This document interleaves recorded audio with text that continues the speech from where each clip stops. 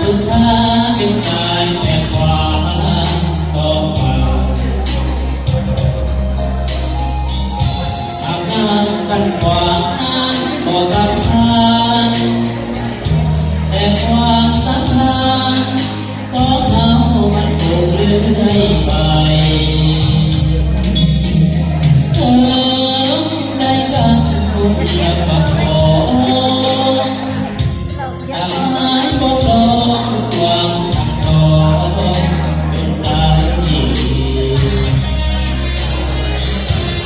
ความไว้วันนั้นจนหัวใจ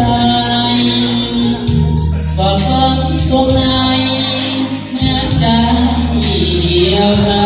นทางต้องฟังกันการด้วยสายนาทีแต่ประเพณีนั้นก็ต่างกันสัญญาและไทยก็นั้นไม่ได้สำคัญ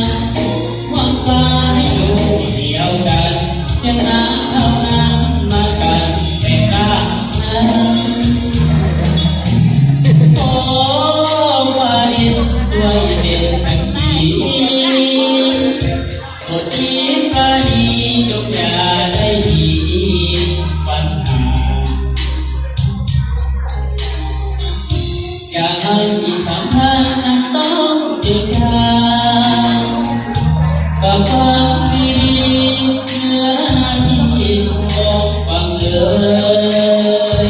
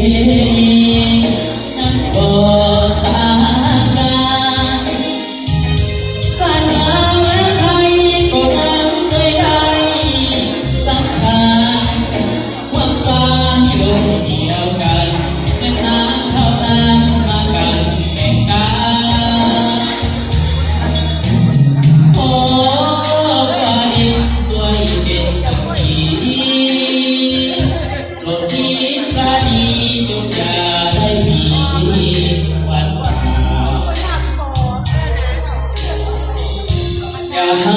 สัมพันธ์นั้นต้องเปลี่ยนใจ